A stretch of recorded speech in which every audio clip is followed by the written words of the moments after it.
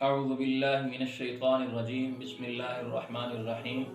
پارہ نمبر 2 کا خلاصہ۔ سیقول السفہاء من الناس ما ولاہم عن قبلتہم التی کانوا علیہا۔ دوسرے پارے کی ابتدا سے اللہ تبارک و تعالی نے قبلہ کے پھرنے کا حکم ارشاد فرمایا۔ آپ صلی اللہ علیہ وسلم جب مکہ مکرمہ سے مدینہ منورہ تشریف لائے تو تقریباً 16 سے 17 ماہ تک پیارے نبی کریم صلی اللہ علیہ وسلم نے بیت المقدس کی طرف منہ کر کے نماز ادا فرمائی، لیکن آپ کی خواہش اور تمنا اور آرزو یہ تھی کہ میرے جد امجد جناب ابراہیم علیہ السلام اور جناب اسماعیل علیہ السلام نے جو کعبۃ اللہ بنایا ہے میں اس کی طرف منہ کر کے نماز پڑھوں۔ تو اللہ تبارک و تعالی نے آپ صلی اللہ علیہ وسلم کی اس تمنا کو پورا فرمایا اور فرمایا کہ فَوَلِّ وَجْهَكَ شَطْرَ الْمَسْجِدِ الْحَرَامِ کہ مسجد الحرام کی طرف منہ کر کے نماز ادا فرمائیں۔ جب یہ حکم نازل ہوا تو یہودوں نے اعتراض کیا، عیسائیوں نے اعتراض کیا کہ یہ کیسا نبی ہے، کیسا پیغمبر ہے کہ کبھی بیت المقدس کی طرف منہ کر کے نماز ادا کرتا ہے تو کبھی بیت الحرام کی طرف یعنی کعبۃ اللہ کی طرف۔ تو اللہ تبارک و تعالی نے فرمایا کہ آپ اعتراض کرنے کی ہمت نہ کریں، قل للہ المشرق والمغرب کہ اللہ تبارک و تعالی مشرق کی طرف بھی ہے، مغرب کی طرف بھی ہے۔ اور اس کے بعد اللہ تبارک و تعالی نے آپ صلی اللہ علیہ وسلم کو بھیجنے کے مقاصد بیان فرمائے۔ اللہ فرماتا ہے کما ارسلنا فیکم رسولا منکم یتلو علیکم آیاتنا ویزکیکم ویعلمکم الکتاب والحکمہ، یعنی اللہ تبارک و تعالی نے آپ صلی اللہ علیہ وسلم کے بعثت کے جو مقاصد ہیں وہ 4 اہم ہیں۔ ان میں سے پہلا نمبر پر ہے تلاوت آیات کی تلاوت جو آپ صلی اللہ علیہ وسلم نے کما حقہ ادا کیا۔ اسی طرح دوسرے نمبر پر ہے تزکیہ نفوس، یعنی جو لوگ آپ کے پاس آتے ہیں یا جو لوگ آپ کی امت میں ہوں گے ان کو گناہوں سے پاک کرنا، یہ بھی آپ کا منصب ہے۔ اور تیسرا مقصد آپ صلی اللہ علیہ وسلم کے بھیجنے کا وہ کتاب اللہ کی تعلیم تھی، اور یہ بھی آپ صلی اللہ علیہ وسلم نے کما حق ادا فرمایا۔ اور چوتھا مقصد ہے حکمت کی تعلیم، آپ صلی اللہ علیہ وسلم نے اس کے اندر بھی کسی قسم کا طریق نہیں کیا۔ اور اس کے بعد اللہ تبارک و تعالی نے شعائر اسلام کو بیان فرمایا کہ دیکھیں صفا اور مروہ یہ 2 پہاڑوں کے نام ہیں۔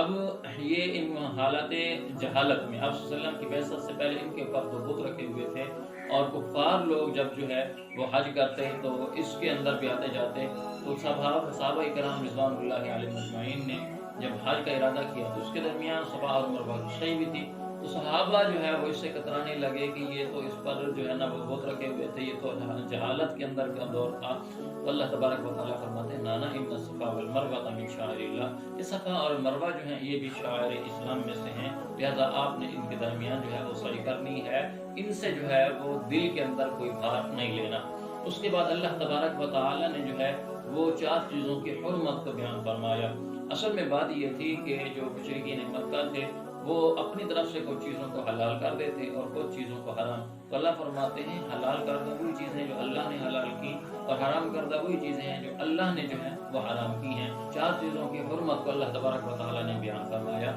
اصل میں بات یہ تھی کہ مشرکین جو تھے وہ خود اپنی طرف سے کچھ چیزوں کو حلال کر دیتے اور کچھ کو حرام، تو اللہ تبارک و تعالیٰ فرماتے ہیں ایسی بات نہیں ہے، حلال کردہ وہی چیزیں ہیں جو اللہ نے حلال کی ہیں، حرام وہی چیزیں ہیں جو اللہ تبارک و تعالیٰ نے حرام کی ہیں۔ اس کے بعد اللہ تبارک و تعالیٰ نے یہاں پر 4 چیزوں کا ذکر فرمایا کہ نمبر 1 مردار حرام ہے، نمبر 2 اسی طرح لحم بہنے والا خون حرام ہے، اور اس کے بعد خنزیر کا گوشت حرام ہے، اور وہ چیز جو غیر اللہ کے نام پہ دی جائے وہ بھی حرام ہے۔ اس کے بعد اللہ تبارک و تعالیٰ نے جو ہے وہ قصاص کے فائدے کو بیان فرمایا کہ وَلَكُمْ فِي الْقِصَاصِ حَيَاةٌ يَا أُولِي الْأَلْبَابِ لَعَلَّكُمْ تَتَّقُونَ، کہ اگر آپ لوگ غور کریں یہ جو قصاص ہے، بدلہ ہے کہ جو بندہ ایک کو قتل کر دے تو بدلے میں اسی کو قتل کیا جائے، تو در حقیقت اس میں دونوں کی زندگی ہے۔ جب قاتل کو معلوم ہو جائے گا کہ اگر میں نے کسی کو قتل کیا تو اس کے بدلے میں میری موت اٹل ہے، یقینی اور لازمی ہے، تو وہ خود بخود دوسروں کو قتل کرنے سے باز آ جائے گا، تو اس سے دونوں کی زندگی محفوظ ہو جائے گی۔ اس کے بعد اللہ تبارک و تعالی نے وصیت کے بارے میں حکم ارشاد فرمایا کتب علیکم اذا حضر احدکم الموت ان ترک خیرا الوصیۃ للوالدین والاقربین بالمعروف حقا علی المتقین۔ اس آیت میں اللہ تبارک و تعالی نے وصیت کا حکم دیا کہ دیکھیں جو بہت بندہ فوت ہونے والا ہو وہ اپنی موت سے پہلے جو ہے وہ وصیت کرے رشتہ داروں کے لیے بھی کہ فلاں کو یہ آیت جو ہے وہ جو وراثت کے احکام ہیں اس آیت سے ان کے نزول سے یہ پہلے کا مسئلہ ہے کہ پہلے یہ ہوتا تھا کہ آدمی جو ہے جب فوت ہو گیا تو اس کا سارا ورثہ اس کے بیٹوں کو مل جاتا، تو اللہ تبارک و تعالیٰ نے یہ حکم ارشاد فرما دیا۔ لیکن اس کے بعد جب سورہ نساء کے آیات نازل ہو گئی جس میں اللہ تبارک و تعالیٰ نے ہر رشتہ دار کے حقوق کو مکمل تفصیل سے بیان فرما دیے، اب یہ جو فرضیت والا اس کا حکم ہے وہ اب باقی نہیں رہا۔ اس کے بعد اللہ تبارک و تعالیٰ نے روزے کی فرضیت کو بیان فرمایا، یا ایھا الذین آمنوا کتب علیکم الصیام کما کتب علی الذین من قبلکم لعلکم تتقون۔ ایمان والو روزے تم پر فرض کیے گئے ہیں، اور روزہ ایک ایسی عبادت ہے کہ صرف آپ کی امت کے لیے خاص نہیں ہے بلکہ جتنی پہلی امتیں تھیں ان کے اندر بھی روزہ تھا۔ لیکن روزے کی جو ہے وہ طریقہ کار ہر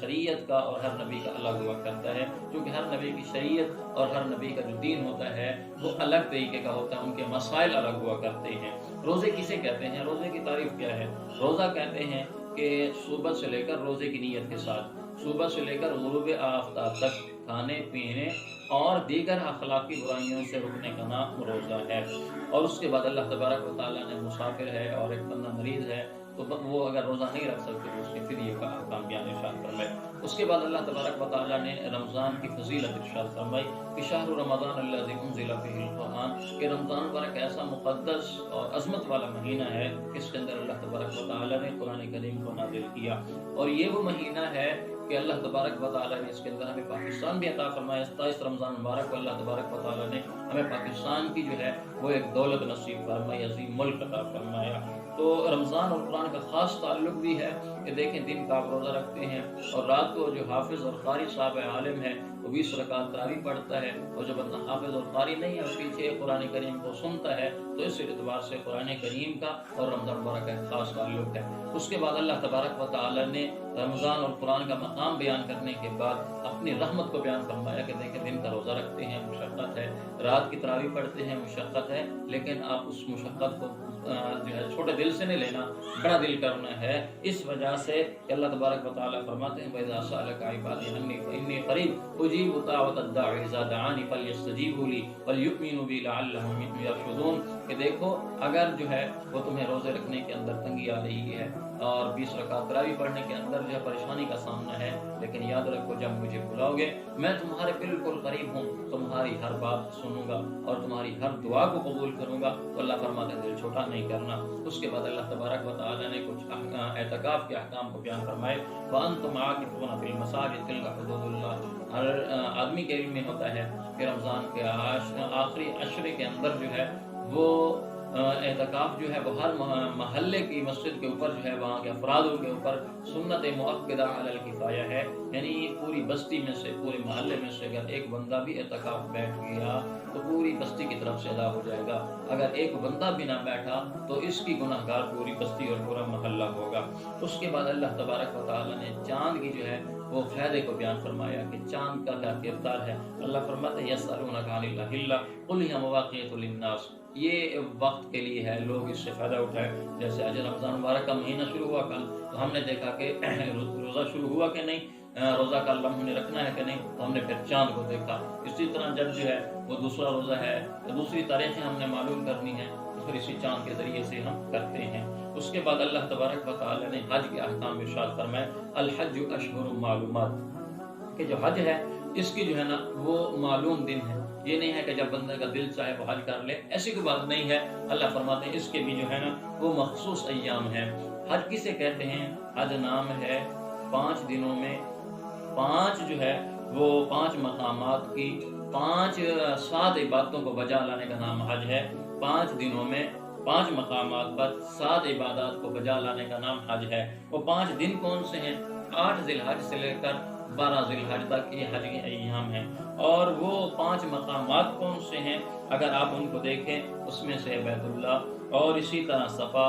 مروہ، منی، مزدلفہ اور عرفات، یہ 5 چیزیں ہیں۔ اور حج کی 7 عبادتیں کون سی ہیں وہ بھی آپ دیکھ لیں۔ احرام ہے، یعنی احرام کسے کہتے ہیں؟ 2 انسلی ہوئی چادروں کا پہننا، طواف کعبۃ اللہ کا طواف کرنا، صحیح جو میں نے ابھی عرض کیا کہ صفا اور مروہ کے درمیان دوڑنا، اور اس کے بعد جو ہے وقوف عرفہ ہے، रमी है, रमी का माना फेंकना। और जो हम 3 बुतों को या 3 बुतों को नहीं कह लें, सुतून जो शैतान की याद में बने हुए हैं, उसको जो हम कंकरी मारते हैं उसको रमी कहते हैं। उसके बाद कुर्बानी है और हल्क या कसर का बाल कटवाना या फिर जो है बिल्कुल गंज करवाना, ये हज के जो है ना वो 7 इबादत हैं। उसके बाद अल्लाह तबारक व तआला ने जो है वो हैज़ की हालत में अपनी बीवी से जिमा करने के मसले को बयान फरमाया। अल्लाह फरमाते हैं वयसअलूनका अनिल महीज़ कुल हुवा अज़न फ़अतज़िलुन निसा फ़िल महीज़। ये एक बहुत ही अहम मसला है कि जब आपकी शादी हो जाती है तो औरत के साथ हर तरह के मामला आपके लिए हलाल हो जाते हैं, लेकिन कुछ मसाइल ऐसे भी हैं कि अल्लाह तबारक व तआला फरमाते हैं अगरचे आपका निकाह है फिर भी ये हराम है। वो क्या है कि हर औरत को जो माँ में जो है वो 3 दिन माहवारी का खून आता है, उन हालत के अंदर अपनी बीवी से जिमा करना ये हराम और नाजायज़ होगा। इसी तरह निफास यानी जब बच्चा पैदा होता है तो 40 दिन का खून जारी रहता है, इस हालत में भी बीवी के साथ जिमा करना हराम और नाजायज़ होगा। इसी के साथ एक और मसला भी समझ में आ गया कि देखिए यहाँ पर वजह बयान क्या की गई है, यसअलूनका अनिल महीज़ कुल हुवा अज़न फ़अतज़िलुन निसा फ़िल महीज़, कि आप अपनी बीवी से हैज़ के दिनों में जिमा नहीं कर सकते। उसकी वजह फरमाया कि वो गंदगी के दिन है। तो इसी तरह अगरचे आपकी बीवी है, लेकिन अगर आप उसको जो है ना सोहबत पीछे से करते हैं, दुबर से करते हैं, तो ये भी इसी तरह बिल्कुल हराम और नाजायज़ होगा। तो इन छोटे मसाइल जो बहुत हमारे लिए गुनाह का ज़रिया बनते हैं, ये भी हमें उलमा से समझने चाहिए। उसके बाद अल्लाह तबारक व तआला ने तलाक के मसले को बयान फरमाया। अल्लाह फरमाते हैं अत्तलाक़ु मर्रतान इमसाकुम बिमारूफ़िन औ तसरीहुम बिइहसान, कि तलाक का मसला ये है कि अगर आप 1 तलाक देते हैं 1 वाक़या होगी, 2 तलाक़ें देते हैं 2 वाक़या होंगी, 3 अगर आप एक ही मजलिस में देते हैं अलग-अलग करके या इकट्ठी करके, तो तीनों की तीनों ही वाक़े हो जाएंगी। उसके बाद अल्लाह तबारक व तआला ने इद्दत के मसले को इरशाद फरमाया कि वो बंदा जिसकी बीवी वो बंदा जो फौत हो जाए, अब उसकी बीवी पर भी जो है ना वो इद्दत लाज़िम है, और वो बंदा जो अपनी बीवी को तलाक दे दे तो उस औरत पर भी इद्दत लाज़िम है। जिसको तलाक हुई है, अगर वो ऐसी औरत है कि उसको हैज़ आता है, फिर इसकी इद्दत 3 हैज़ होगी। अगर ऐसी औरत है कि उसको किसी वजह से हैज़ नहीं आता, तो फिर इसकी इद्दत 3 माह होगी। और अगर ऐसी औरत है कि उसको हमल में तलाक हुई है, तो अगर 1 मिनट उसने जो है ना तलाक दी है, दूसरे लम्हे में उसको बच्चा पैदा हो गया है, तो इसकी इद्दत अब मुकम्मल हो गई। अब दूसरा मसला है कि जिस औरत का हमल फौत हो गया है तो उसकी इद्दत क्या होगी, तो उसका मसला भी इसी तरह है, लेकिन इसमें 2 फ़र्क हैं। या फिर इसमें 2 हिस्सों में तकसीम कर लें कि जिसका बच्चा क्या कहते हैं जिसका शौहर फौत हो गया है, तो इस औरत की जो इद्दत है वो 4 महीने और 10 दिन है। अगर वो औरत हामल से थी, उसका शौहर फौत हो गया, तो जैसे ही वो इसका बच्चा जन्मेगी ये इद्दत इसकी मुकम्मल हो जाएगी। उसके बाद अल्लाह तबारक व तआला ने इद्दत के दौरान औरत को पैगाम निकाह, उससे खुतबा निकाह पैगाम निकाह भेजने के मुतालिक हुक्म इरशाद फरमाया कि उसको वाज़ेह तौर पर तो हुक्म नहीं दे सकते, पाबंद नहीं कर सकते कि आप इद्दत गुजरने के बाद मुझसे निकाह करेंगी। आप उसको इनायतन किफ़ायतन इशारतन आप उसकी बात कह सकते हैं कि मैं आपसे निकाह कर सकता हूँ, तो ऐसी बात भी हो सकती है। और इस पारे के आखिर में अल्लाह तबारक व तआला ने तालूत के किस्से को बयान फरमाया कि देखें अगरचे तालूत के पास जो है वो कम ताकत थी और असबाब नहीं थे, लेकिन उन्होंने अल्लाह तबारक व तआला की ज़ात के ऊपर भरोसा और यकीन रखा, तो अल्लाह तबारक व तआला ने उनको कामयाबी और फतह नसीब फरमाई। तो इससे हमें ये सबक मिलता है कि हम भी अगर कम हों और हमारे पास ताकत और असबाब ना हो, फिर भी अल्लाह तबारक व तआला की ज़ात पर यकीन रखें, अल्लाह तबारक व तआला हमें भी कामयाबी से नवाजेंगे। ये कुरान करीम के दूसरे पारे का मुख्तसर सा खुलासा था जो मैंने आपकी खिदमत में अर्ज़ किया। मैं उम्मीद करता हूँ कि आप लोग इसको सुनेंगे और आप लोग इस पर अमल करेंगे, तो आपकी भी ज़रिया निजात होगा और मेरे लिए भी आखिरत के अंदर ये ज़रिया निजात होगा। और कोशिश फरमाया करें कि इस पोस्ट को और इस क्या कहते हैं लिंक को और इस वीडियो को ज़्यादा से ज़्यादा दूसरों के पास भेजा करें। अल्लाह तबारक व तआला मेरा